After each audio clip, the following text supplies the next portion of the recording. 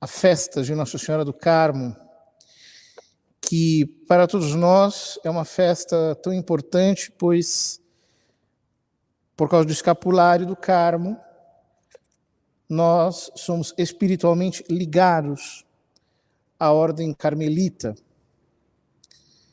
que de fato é a primeira ordem surgida na Igreja e, segundo a tradição da própria ordem, surgida antes mesmo da Igreja, é a ordem mais antiga de todas, e a primeira dedicada à Santíssima Virgem.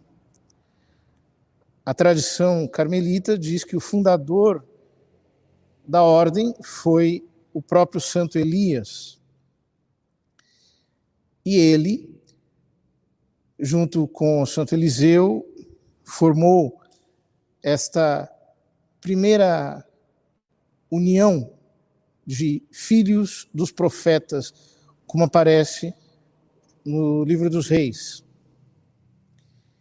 Estes filhos dos profetas, essa escola de profetas, não era senão uma pequena comunidade que perseverou no alto do Monte Carmelo, e quando começou a pregação apostólica, se converteu, até que, quando nós chegamos já no início do segundo milênio, o bispo de Jerusalém, Santo Alberto, escreveu, Santo Alberto de Vercelli, uma regra bastante rigorosa, bastante rígida, uma regra eremítica. Aqueles homens deviam viver uma vida totalmente reclusa.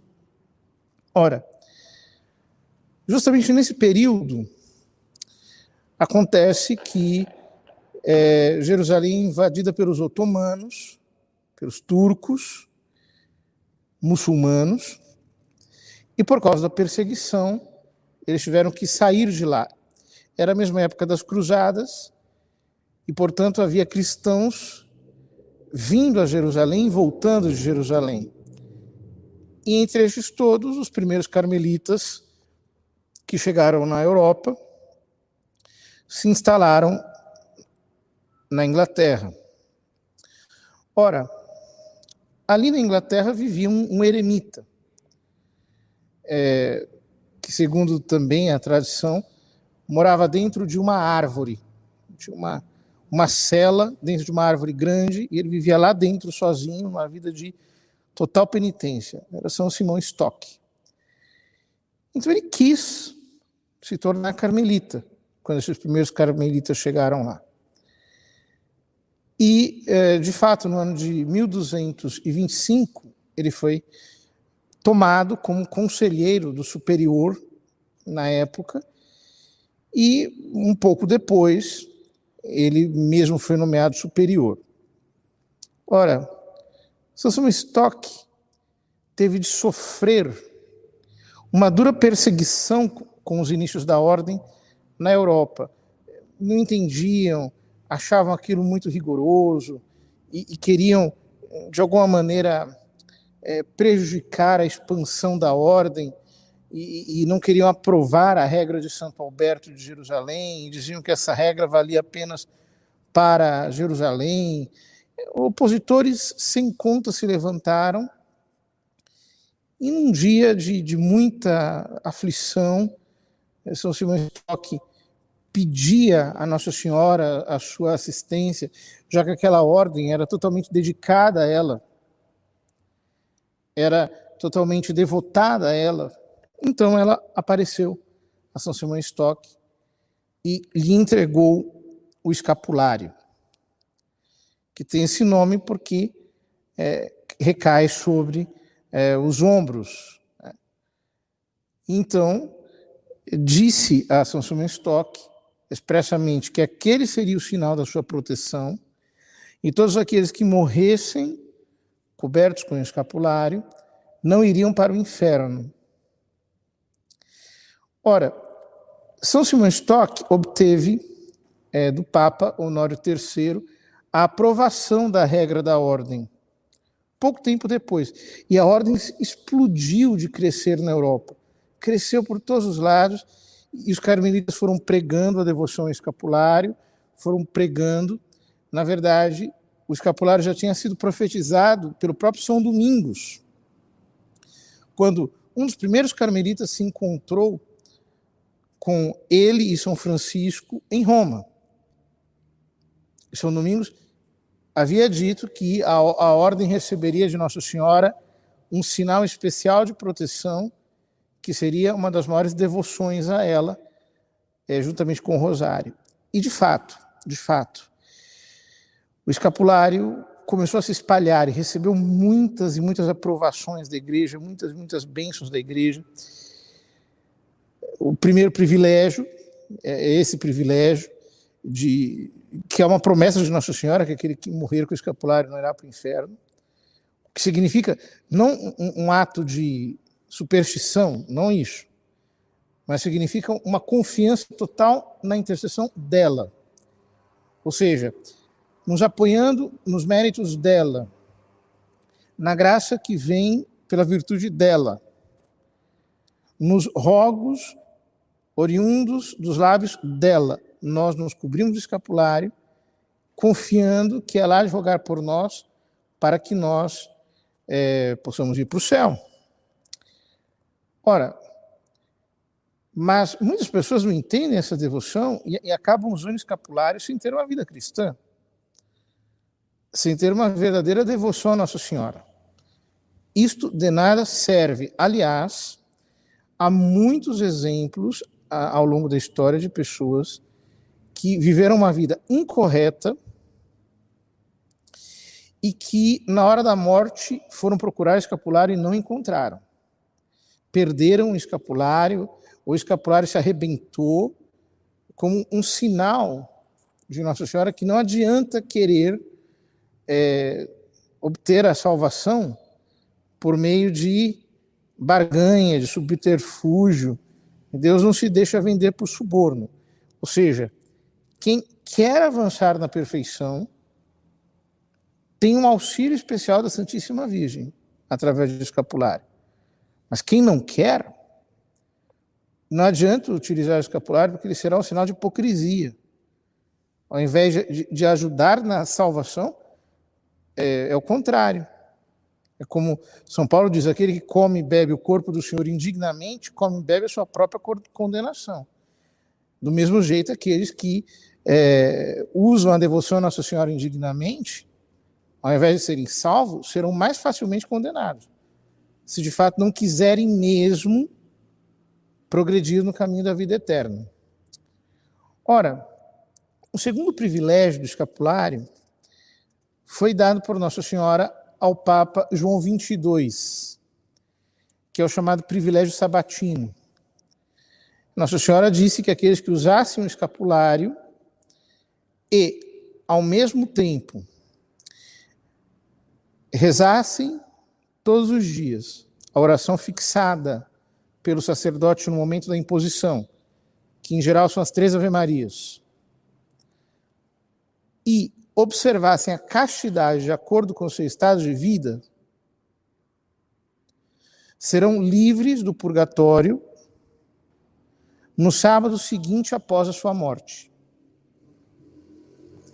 Este é o segundo privilégio do escapulário, o chamado privilégio sabatino. Mas para ter o privilégio sabatino é preciso obedecer essas duas circunstâncias, às quais se ajunta uma terceira, que na verdade é a principal, que é receber o escapulário de acordo com o rito próprio estabelecido pela igreja. Então, se alguém recebe o escapulário com o rito próprio e reza todos os dias a Nossa Senhora, essas 3 Ave-Marias que os sacerdotes impõem quando o escapulário é bento e posto sobre a pessoa, e conservam a castidade segundo o seu estado, serão libertos do purgatório no sábado seguinte após a sua morte. Ora, se uma pessoa comete pecado contra a castidade, o privilégio sabatino fica suspenso até que a pessoa se confesse. Então, é muito sério o privilégio sabatino. E também não é tão simples assim. Quer dizer, nós precisamos, de fato, nos empenhar para viver aquilo que Nossa Senhora nos pede. É muito interessante que, ao longo dos séculos, os papas foram aprovando, com diferentes bênçãos, o uso do escapulário, com diferentes louvores nos documentos, de tal modo que o rosário escapulário, como bem dizia a serva de Deus Lúcia dos Santos, a vidente de Fátima, são inseparáveis. Não há como dissociá-los, porque Nossa Senhora mesmo como que os liou ao longo da tradição. Mas há um fato na história da igreja que é impressionante, que é justamente a aparição de Nossa Senhora em Fátima. Na última aparição, no dia 3 de julho, Nossa Senhora vem vestida como Nossa Senhora do Carmo. E nós podemos perguntar por que na mais importante aparição mariana de todos os tempos, que é a aparição de Nossa Senhora de Fátima, ela quis aparecer na última aparição, no dia do milagre do sol, como Nossa Senhora do Carmo. E eu consigo enxergar 3 razões, pelo menos. A primeira razão é porque Nossa Senhora via que toda a humanidade, e a igreja também, passaria por uma imensa crise de fé. Então vejam, hoje as pessoas não creem mais em Deus, elas creem apenas na ciência. Aí aparece um vírus como esse que apareceu agora, e todo mundo coloca uma focinheira de pano na boca, pensando que isso vai proteger da doença. Há muitas controvérsias, há quem diga que protege, outros que dizem que não, e na verdade ninguém sabe de nada. Porque se a pessoa tiver que morrer, ela vai morrer. Na hora que for assinalada por Deus. E se não for de coronavírus, é do coração, é de susto, é engasgado, é de qualquer outra coisa. Mas as pessoas colocam a sua fé numa máscara e não creem em Deus. Nossa Senhora não deu uma focinheira de pano, ela deu o escapulário, que é algo tão simples, é quase insignificante, mas é um sinal de fé, ou seja, como eu confio em Nossa Senhora, eu levo o escapulário e sei que nesse sinal que eu levo sobre mim, eu deposito a minha confiança nas mãos de Maria Santíssima. E a confiança na coisa mais importante, que não é a proteção contra um vírus, mas é a proteção contra o inferno, contra a morte eterna e o livramento do purgatório. Em segundo lugar, Nossa Senhora sabia que o mundo ia passar por uma grande decadência moral, sobretudo na área da castidade. E ao escapulário está ligado esse chamado a praticar a virtude da castidade. Por que Nossa Senhora, virgem antes, durante e depois do parto e perpetuamente, nos convida à castidade com o seu escapulário e quis aparecer assim nos céus de Fátima, para mostrar que o mundo iria cair num grande dilúvio de sensualidade e que, portanto, os filhos dela precisam se apoiar sobretudo na intercessão dela para vencerem o pecado da luxúria. Essas 3 Ave-Marias que nós rezamos todos os dias, nós, os devotos de Nossa Senhora do Carmo, são um apoio que nós temos dela para praticarmos a castidade e vencermos. Alguém diz, eu não consigo, é muito forte para mim, esse pecado me envolve, ele me seduz. É porque você ainda não recorreu com muita humildade a Nossa Senhora. Porque se há uma graça que ela concede especialmente aos seus devotos, é a graça da castidade, quando nós pedimos a ela com humildade. Em terceiro lugar, Nossa Senhora sabia que a igreja iria passar por uma grande crise nas vocações. O escapulário é um hábito. As pessoas dizem que o hábito não faz o monge. Isso é uma conversa fiada. Por quê? Justamente quando os padres começaram a largar a batina, é que tantos abandonaram o sacerdócio.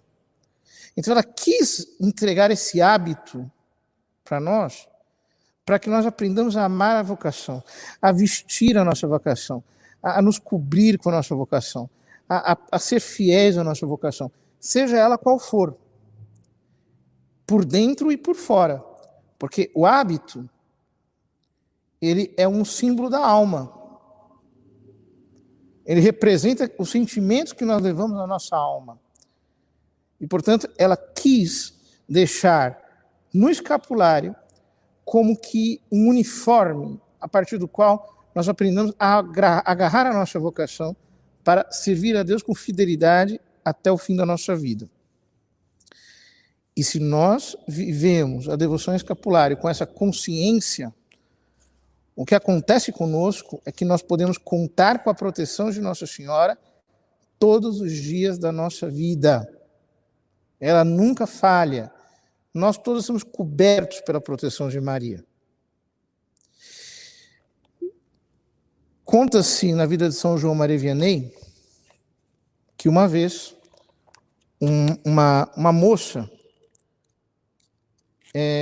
nessas épocas de festas e bailes e tudo mais, foi procurá-lo, porque quando ela era jovem, ela foi a uma festa e chegou nessa festa um rapaz muito elegante, muito atraente, começou a tirar as moças para dançar, mas não atirou para dançar. E ela ficou muito revoltada com isso por dentro. Ela se sentiu menosprezada. O rapaz olhava para ela de longe, ela olhava para o rapaz, mas ele não chegava até ela. Então ela ficou chateadíssima com isso. E ficou até brava com Deus, porque ela rezava por dentro pedindo para aquele rapaz tirá-la para dançar, porque ele chamava muita atenção. Anos depois, ela foi procurar São João Maria Vianney para confessar, antes de ir para o convento. Ela tinha descoberto a vocação para ir para o convento. E aí, São João Maria Vianney disse: olha, você está esquecendo um pecado. Ele tinha o dom de ler as almas. E ela ficou examinando-se e não se lembrava. Então ele disse: olha, você lembra daquele dia que você estava numa festa e chegou um rapaz todo elegante, foi tirando as moças para dançar, olhava para você, você olhava para ele, mas ele não pôde chegar em você, ele não pôde tocar em você. Ela disse: sim, eu me lembro. Lembra que você ficou zangada, que você ficou nervosa até com Deus, porque você tinha rezado para aquele rapaz tirar você para dançar? Ela disse: sim, me lembro. Ele disse: pois é. Aquele rapaz era Satanás, que naquela noite foi àquele baile para roubar a tua alma, mas ele não pôde chegar em você, porque você estava com o escapulário do Carmo. Ora, quando nós temos verdadeira devoção por Nossa Senhora, ela não nos abandona nunca.